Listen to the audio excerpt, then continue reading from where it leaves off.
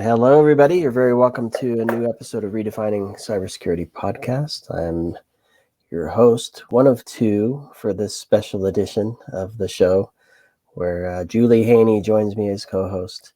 And I feel like I just want to hand the reins over to Julie. She brings some of the cool guests over and really drives some great conversations. So Julie, it's great to have you on again, where we get to talk about human-centered research and cybersecurity and how do we recognize that the human is at the center of all this? We build the stuff, we protect the stuff, we use the stuff, we break the stuff.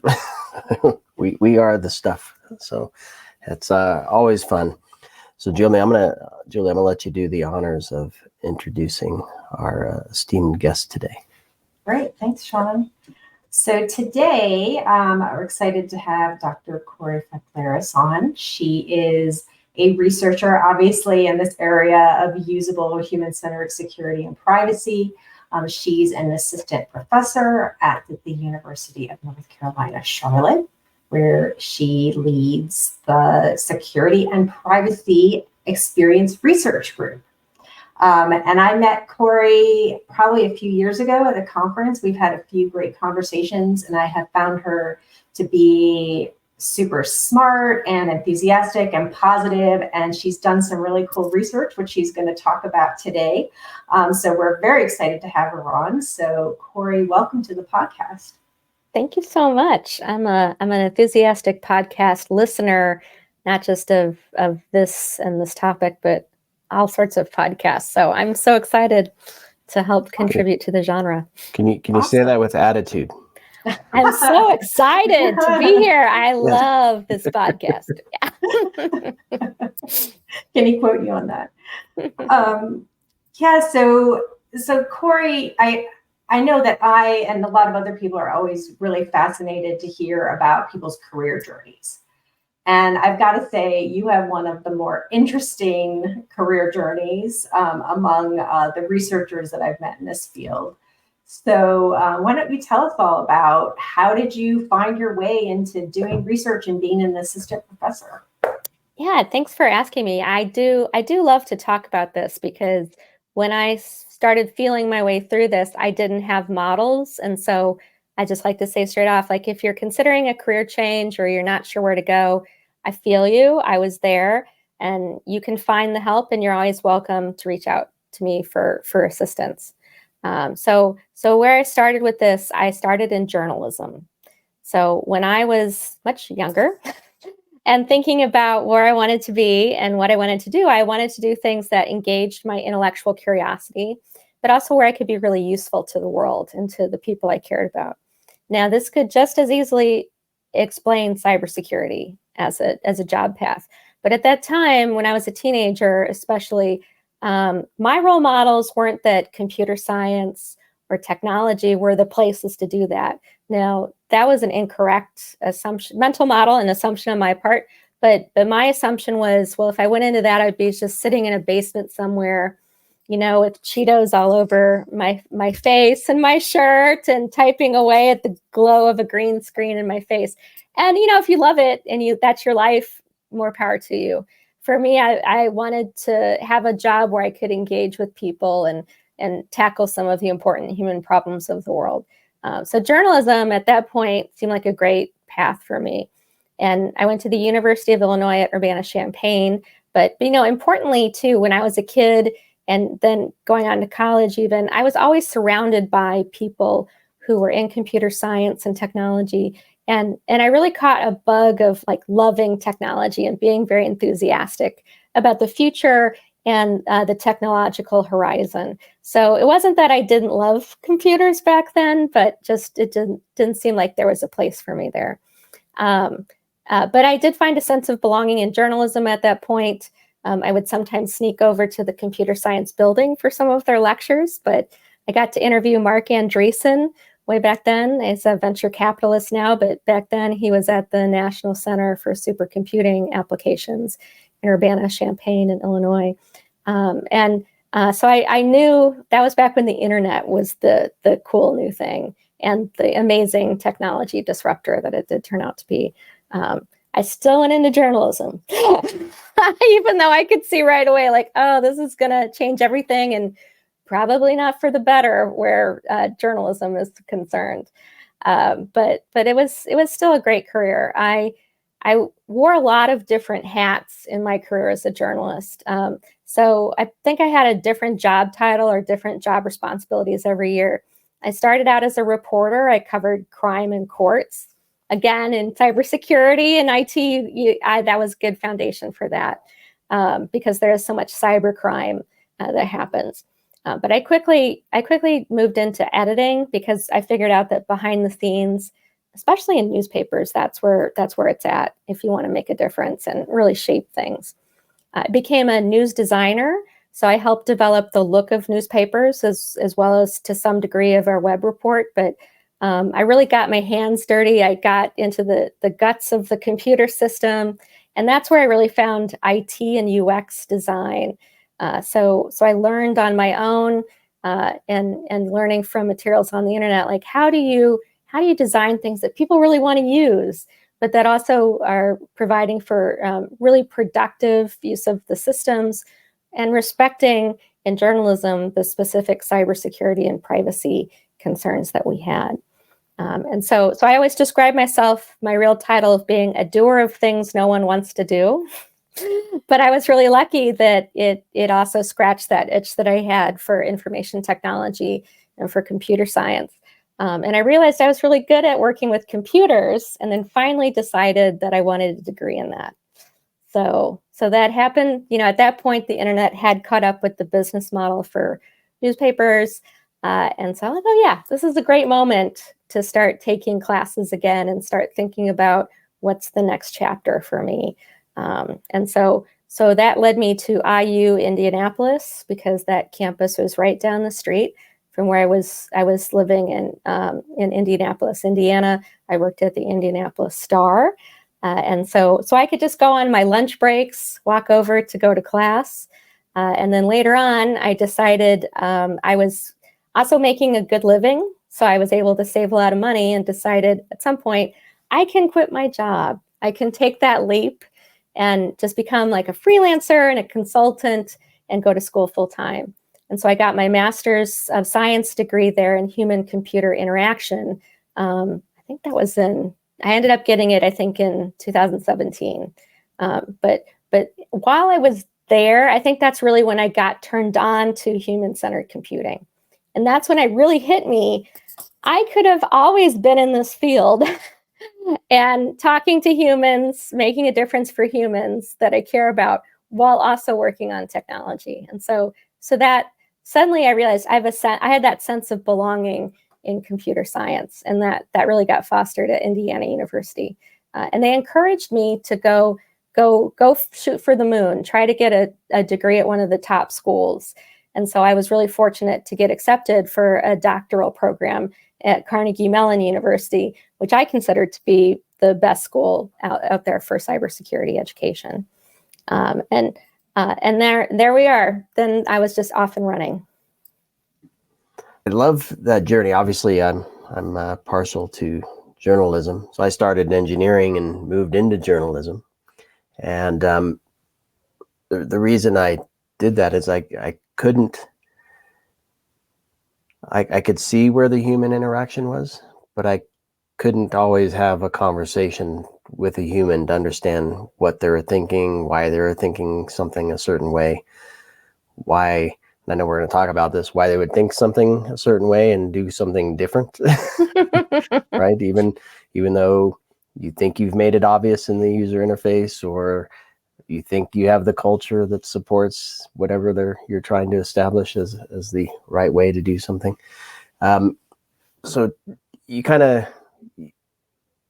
you're applying what you've learned in journalism and your other studies to do this research now.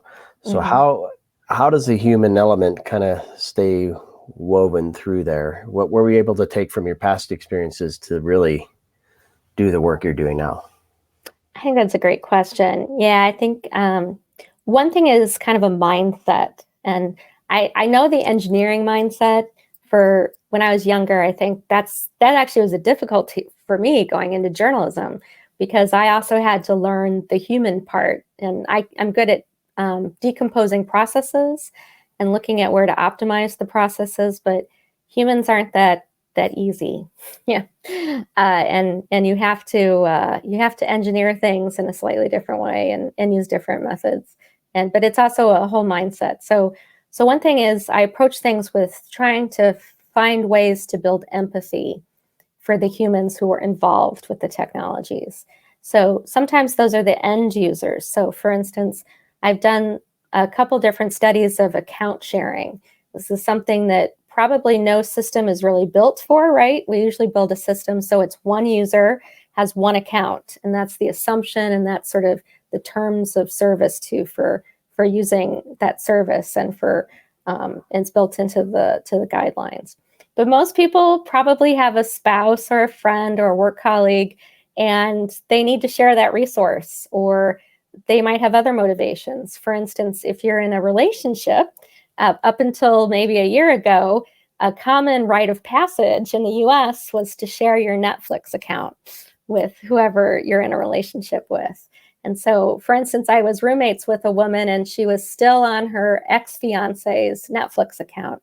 And it was interesting. That was like the last vestige of the relationship, and they still cared and appreciated about each other. So that was a way of maintaining that relationship at a distance, even though they weren't really in each other's lives anymore. But of course, Netflix, for them, this was kind of a business disaster. So it turned out, because but at least they had built a system where it was really easy to share accounts and do it securely and somewhat privately. Other systems, such as if I was using my Google Photos account up until maybe 3 or 4 years ago, I might have had to actually share my individual password and username to share my photos.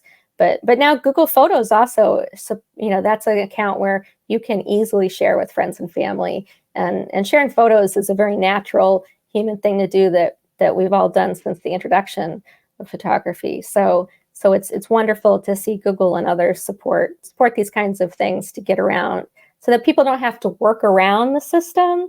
We can actually build in secure private solutions that also account for what people actually need in their lives. So that's one facet of this. So you want to have empathy, but then also as a journalist, you have methods to find out about people's lives and to build rapport. So interviews just like this, for instance, where but also different types of interviews. But you can talk to them on the computer. You can do phone interviews.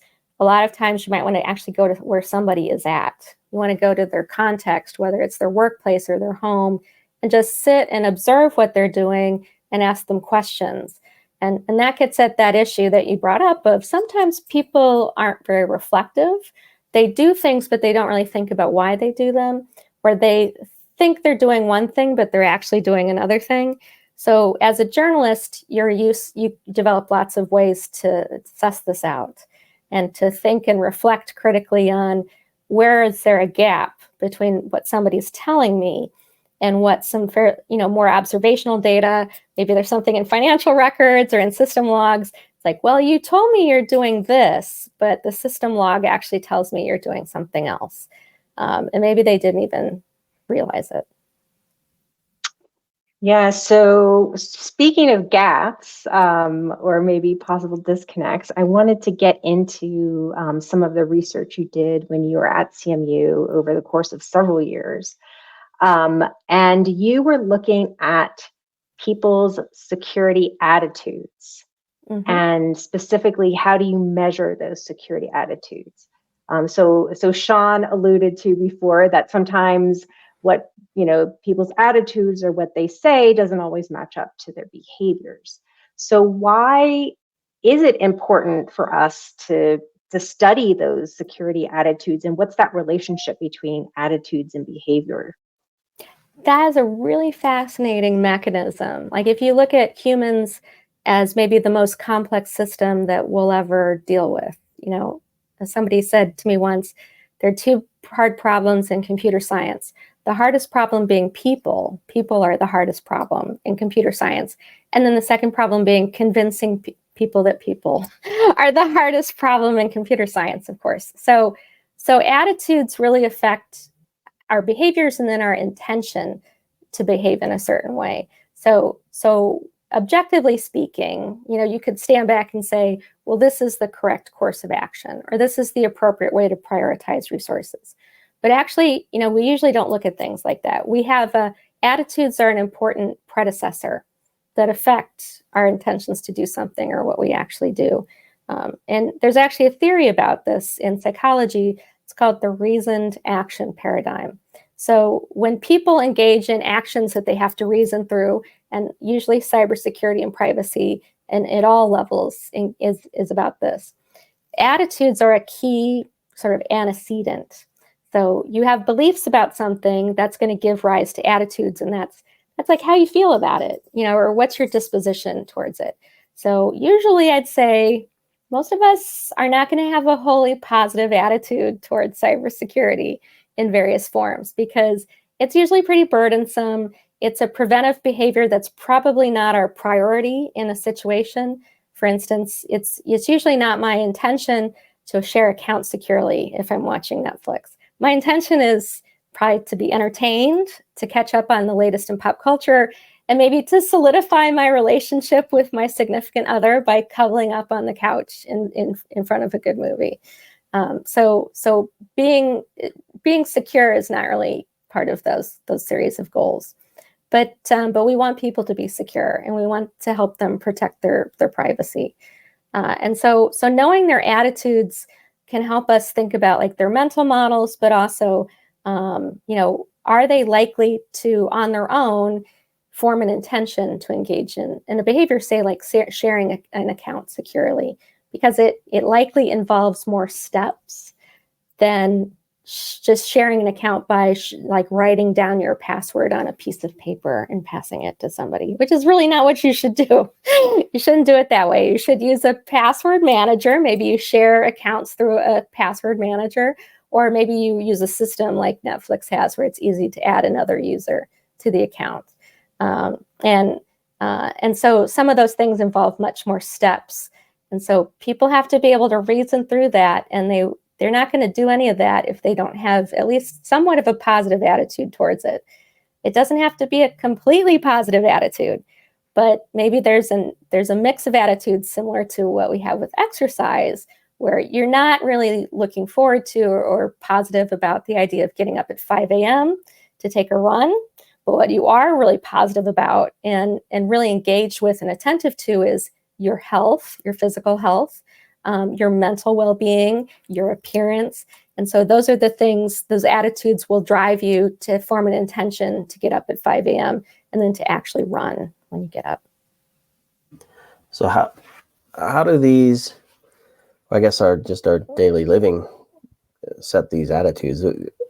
As you're talking about some of this, the word bias keeps coming into mind. I'm biased to certain things. But I mean, using your workout example, I wouldn't wake up at 5 to go to a gym, but to wake up at 5 to go on a 30-mile bike ride, I would enjoy that. That's right. Yeah, right. It's actually a little different than an attitude. It's a preference. Right. Yeah. So there's more to it actually than attitudes, but so this is good then. So tell me what the definition of attitude is, and where that kind of fits into the bigger picture of who we are as, well, I'm a horse today, but who we are as people generally. Yeah, I'd say a nice thing when you think about these like theories or frameworks of why people do the things they do is to make it as simple as possible. And so there's actually classically, there's actually three things that precede an intention and an action. One is attitudes, and that's kind of a catch-all for these more fine-grained concepts, such as like what you actually prefer to do or what you have experience in doing. So that might feed into your attitude about something. The second bucket of things, though, is social norms. And so another strand of my research is looking at how social influences, the attitudes and the social influences can combine and be very powerful. For say I don't really want to go on a run because it's solitary. but I still have a positive attitude about exercise. I might actually decide to go to a Zumba class. I can't imagine they'd be held at 5 a.m., but let's say they are because my other friends are going to be there. And so combined with my overall positive attitude towards exercise and my engagement with the ideas of exercise and my attentiveness to health recommendations around exercise, then my friends are going to be there too. Oh, that's like a snap decision. Like, of course I'm getting out of bed, and I'm going to put on my prettiest exercise outfit and go join my friends, because that'll be very powerful. And then the third bucket is your what's called perceived behavioral control. So in a way, you can have positive attitudes, you could even have great social influences, but you have to sort of perceive in your mind that you can actually do that thing. So say like, I thought, oh, that'd be really cool to go like on a 30-mile hike up the mountain. But maybe my perception is, and it's probably accurate, that I'm going to collapse if I just get up one day at 5 a.m. and do that without any training or preparation. And it won't matter how many of my friends are going on the hike. Well, maybe I would try to go on the hike, but in fact, I bet I would feel like I don't want to be embarrassed in front of my friends by going on there. Plus, I would probably have like a very mixed attitude, probably pretty negative. And some of that actually is because I don't perceive that I have that kind of control over my behavior where I can simply go on the hike. So there are other things other than attitudes that fall into that, but I think too, attitudes is in this formulation a pretty big bucket. And so we can talk, and this is one thing I'd like to do in future research, to tease out some of these other things, such as your preferences or your beliefs that might feed into that. Yeah, that explanation is really helpful. So, as you said, attitudes is kind of like one of the bigger buckets there. So you did some specific research on how do you measure people's security attitudes. Mm-hmm. So, and you developed some tools to kind of assess or evaluate people's attitudes. So tell us about those tools. Yeah, this is pretty hard, as it turns out. It's the kind of thing that I think, in retrospect, only a PhD student would try to do because you don't know enough to know how much work it's actually going to be. But also you have time and resources when you are a PhD student. If anybody, by the way, is thinking about a doctoral program, and you're the kind of person like me who loves to geek out on stuff, it's a great way to do that, because you'll have 5 or 6 years. Somebody might have a grant that's paying your whole way, including your tuition and fees, which is also something I didn't realize till I started looking into graduate programs. Then you can just sit there for 8 hours a day, like I did, and say, how am I going to measure attitudes? So the first thing I did is I looked up, what do they do in psychology?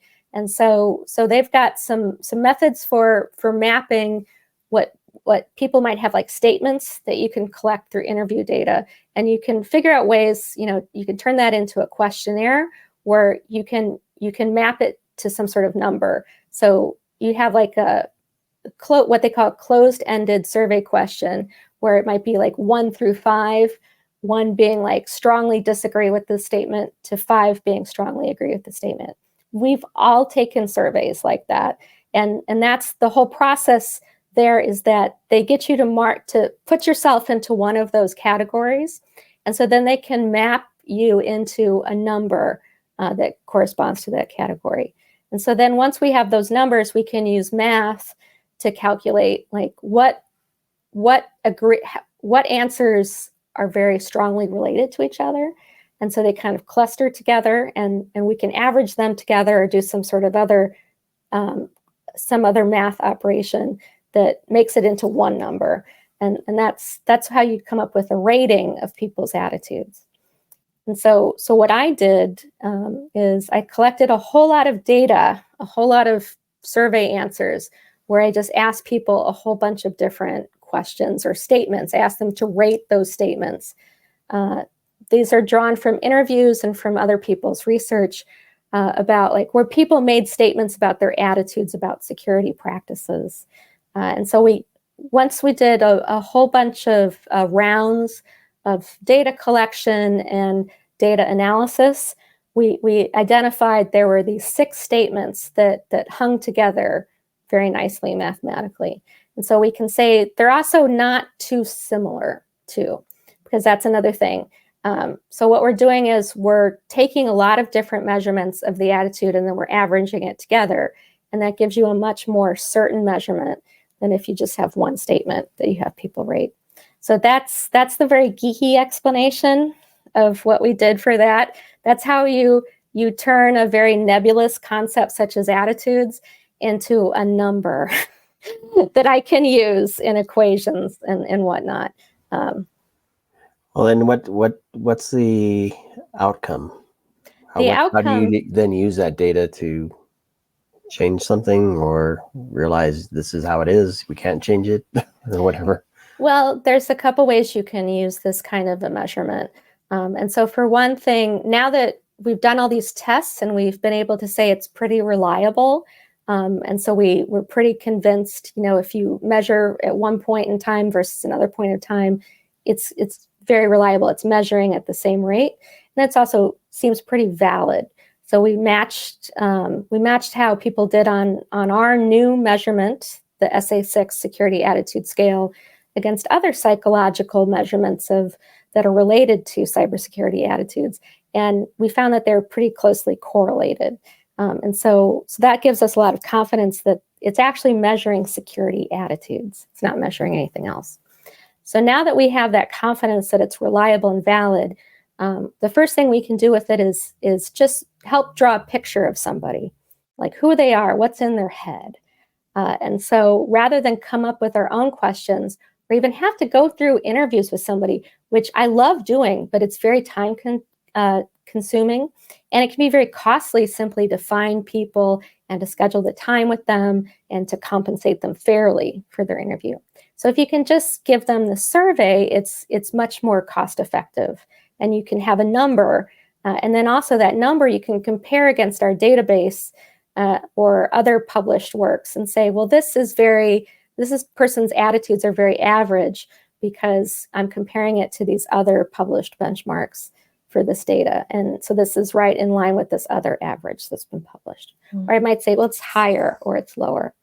So that also can tell you something. I think if you want to create an experiment, maybe you want to, going back to my account sharing example, maybe you want to get rid of passwords. Yeah, it's a big goal for all of us in human-centered security because passwords are kind of terrible. So maybe you want to replace them with an alternative such as passkeys. Or also maybe you want to do something that's a little less cryptographically intensive, such as simply creating a magic link. The Slack messaging platform uses magic links. So you can measure people's security attitudes before you do the intervention, and then you can have them work with it for a while, and then you can measure them afterward. And that could be one way to find out, are you getting something of a return on your efforts to create something new? So maybe you might not see any fewer cyber attacks because that's very difficult to tie to sometimes to the preventive measures that we take. But what you could say is like, well, people had better attitudes. We can measure things like user satisfaction, and then along with that, maybe their attitude towards cybersecurity actually improved because now we're making it seem a lot less burdensome for them to do this. So, Cori, it sounds like something this could be, or that's something that could be used by organizations maybe to kind of doing a pulse on their workforce once in a while, right? Yeah. Like you said, like to kind of just find out what are the general attitudes now among our employees, and then maybe implement some kind of new training program or changing the way that they do things, and then periodically checking in. Can organizations use this scale? And if you want to talk about what's the scale called and yes, and I who will can talk use about it? That. Yeah, so the scale, I called it S as in Sam, A as in Apple -6, just because it seemed very descriptive. It's the 6-item security attitude scale. This is the one that was published in 2019 at the Symposium on Usable Privacy and Security. And you can go to my website, corifaklaris.org. Maybe it's I think it's .com. I'm CoriFaklaris.com, even though I'm no longer a business. But I have it actually on my home page. I have directions to find the scale and to use the scale. Yeah, and also, unlike other psychometric scales, I offer it free of charge. The only condition is that you cite me and my co-authors where you use it. And I would also think it'd be nice courtesy if you can tell us that you were using it and how it worked out for you, because we're always interested in what we can do to improve things and how things are going. And along with this, we created 2 other interesting scales that you can use with SA6 or alone. And so we call that SA13. And so that's just because we added 7 more items to the original 6. I have that published on a site called Archive. It's a little funky. It's ARXIV, the chi being the X symbol in Greek. But at archive.org, a lot of academics such as myself will publish papers there. The caution is they have not gone through peer review. We put them up there when we want to get things out and we don't want to go through the whole peer review process yet. So you can go there. That is also linked on my website at CoriFaklaris.com. And again, that's free of charge. You can use those just with the caveat, please cite us. And then also we'd love it if you could tell us where you used it and what happened. Now, the additional items, those are 2 scales to measure, I think also really important concepts. The first one being, are you in the middle of changing your mind about cybersecurity? So maybe your decision is in flux. And so I think I called that concernedness. So how concerned are you to change what you're doing with cybersecurity? And then the third scale, I think, is also very important, is about obstacles. So how resistant are you to using cybersecurity? I've talked a lot, actually, right? I can hear myself talking. A lot of our attitudes actually are very negative about cybersecurity and privacy, even if we're experts. A lot of times we don't do what we advise people to do because we're actually very resistant too. And so those items, there's 4 items there that can measure resistance. And in conjunction with the others, the resistance measurement also might be a really interesting way to take a pulse on people. Maybe their attitudes don't shift a whole lot, but if their resistance drops, that's a huge win. That's a huge win. Now, can this be used for employees, business partners, perhaps, but also I'm thinking like banks or financial institution or healthcare or whomever, where they're interacting with the company and they're sharing. I mean, we see some of this stuff. Don't put personal information in the form, or we'll never ask you for whatever, this kind of stuff to help guide. So how can, first off, can it be applied to all those users? And if so, how would an organization go about implementing the scale in? Those are great questions. So when I developed the scale, I deliberately developed it with a general audience in mind. So when I tested it against a general pool of survey takers, they weren't in a particular enterprise or a particular sector. So in theory, you could use it in any situation. Having said that, I think sometimes, and for certain situations, you might want something that's a little more tailored to that particular situation. I would have no problem with somebody rewording the item slightly if they wanted to, and say like, instead of referring to general security recommendations, they say like recommendations about keeping my banking information safe, say. I think that's not too far from how it was originally developed. So I think you'd still be on pretty good ground in doing that. I'd still would like to know about it because maybe we can help you figure out, did you actually produce a reliable and valid measurement?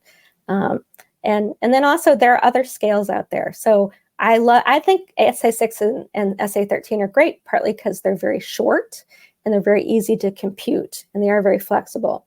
But there are other scales out there in the literature that measure information security attitudes. And some of those also might be more specific to a context in which you want to measure attitudes about regulations that your enterprise might have, or also thinking about some particular context, such as banking. Those might end up, when somebody looks at it, you can look and read the scale, and you would just know, if you were an expert, you would say like, well, that actually fits my context better. And you can try that out. Gotcha. Yeah, really, really interesting and quality research you've done on security attitudes, Cori. But that is not the end of the story. You're doing some new stuff now, right? With your new research group. What have you all been working on? We have been so busy. It's been so fun. First of all, I just love being a professor. After being in industry, it is a bit of a change to be in academia, but the freedom you have to research whatever you want is very invigorating. And I do really love working with students. It's really just been a joy.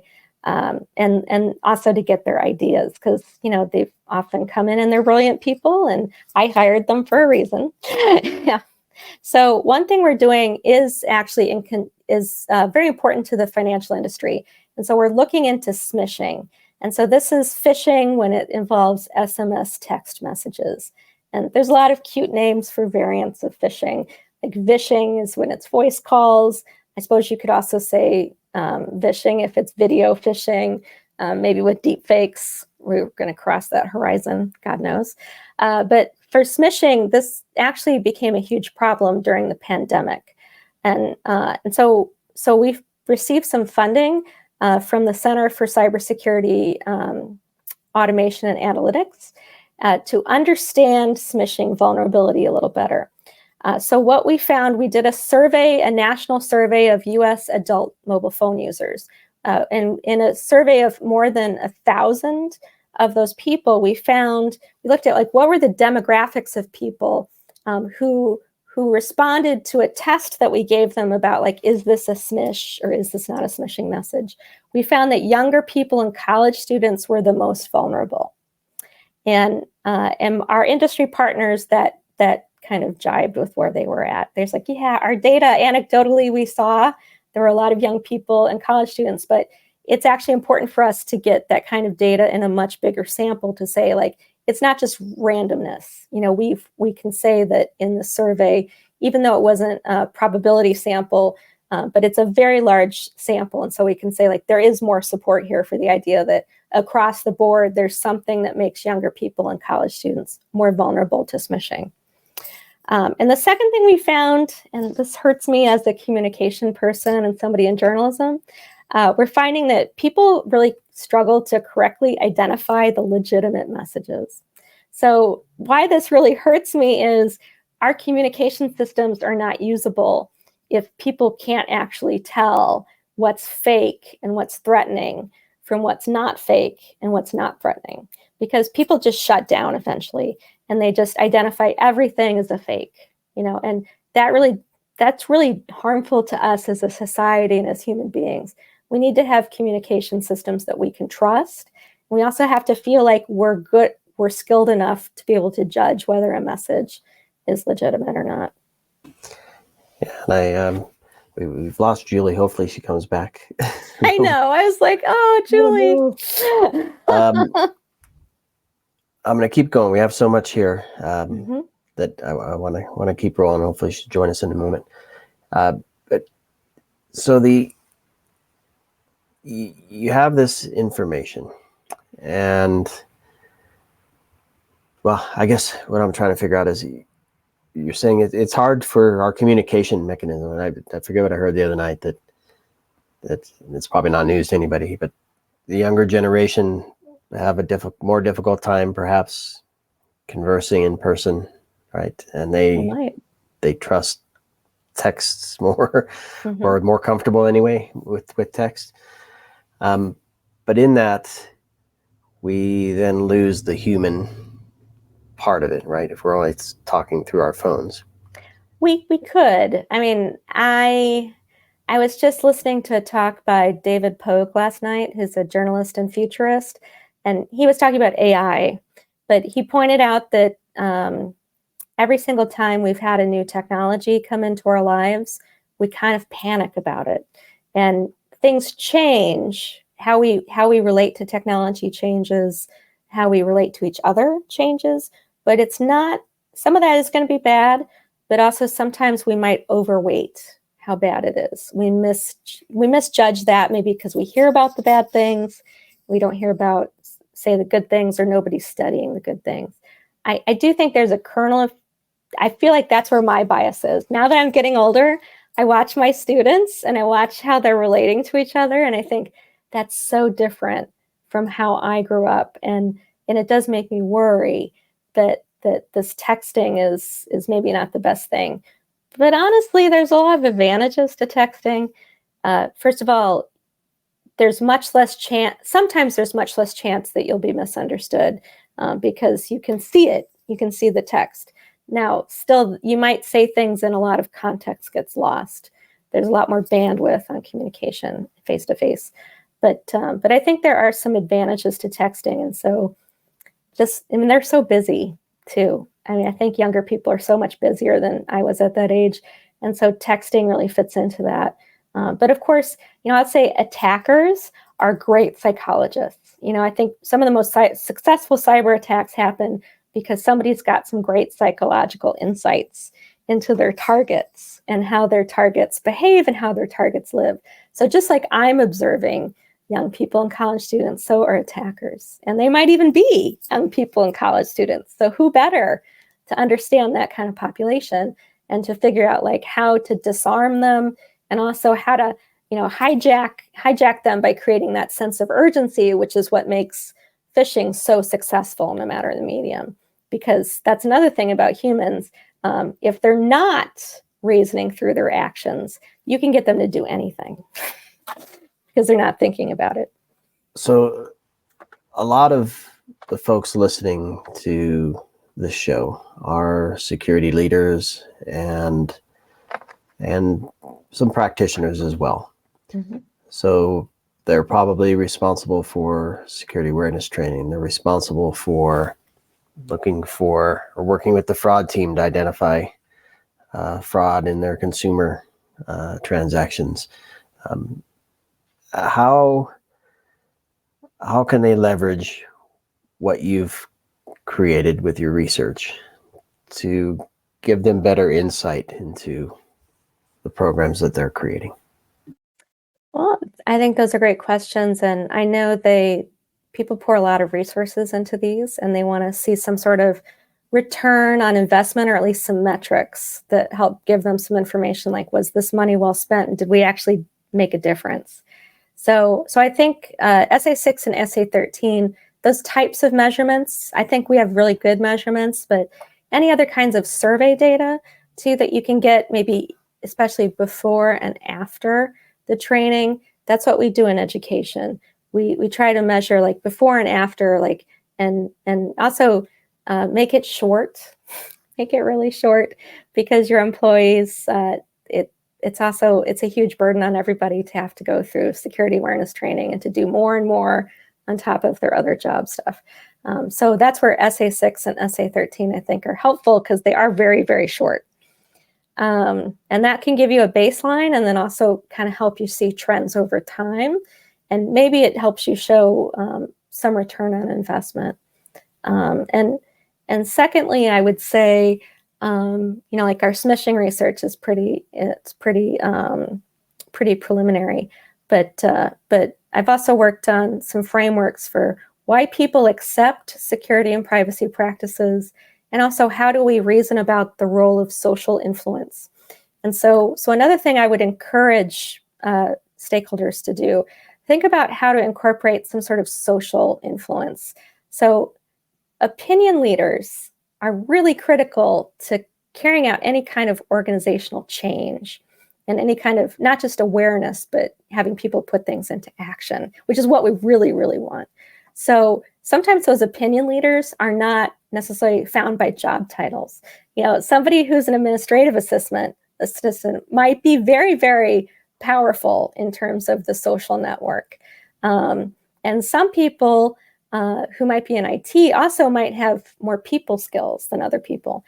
We don't really hire IT and security people for necessarily their ability to relate to humans, but some people just have that natural gift.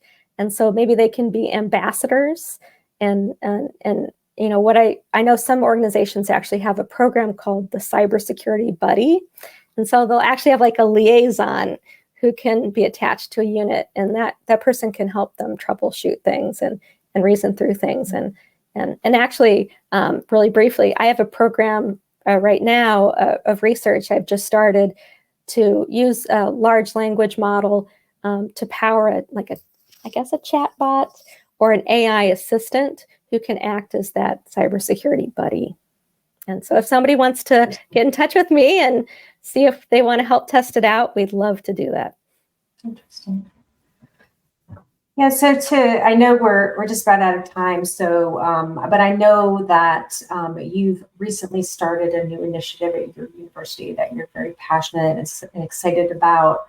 That involves some partnering with the community of the UNC Charlotte. So, if you want to just quickly tell us a little bit about that. Yes, I'm so excited. We've got some energy and interest to start a cybersecurity clinic here at UNC Charlotte. So this envisioned clinic, we'd bring in organizations in the community who might need some help, maybe, and especially small businesses, small not-for-profits. They might not have the energy to find those professionals or the budget. So we're really fortunate. We have an excellent cybersecurity program here at the master's and undergraduate level. And all across campus, we've got students with transferable skills who might like when I was younger, might not realize this could be a great career path for them. So we're starting this as a course.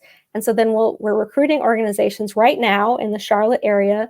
And we'd love people to bring us their issues that they want help with. And then we'll put together student teams to do this as a capstone or as a course project.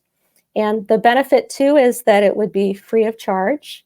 But the opposite part of that is we're raising money for that. And so we've got some grant proposals out. But also if you're in the Charlotte area and you're looking for a place to donate or to get involved too, if you're an industry professional who wants to volunteer to help the clinic, please get in contact with me or somebody else in the College of Computing and Informatics. All about the community. Yeah. All about the community. I love it. Well, this is, I'll say without it, this has been great.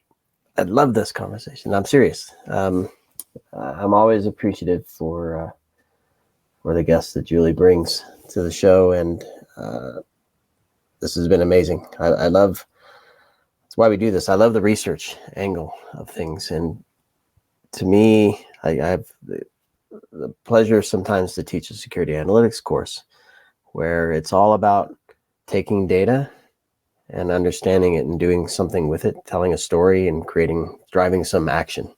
And this is exactly that. And I'm hopeful that people listening can do some of the things you suggested to measure and analyze and see how things are shifting over time, and then also get involved and participate in some of the community activities you have going.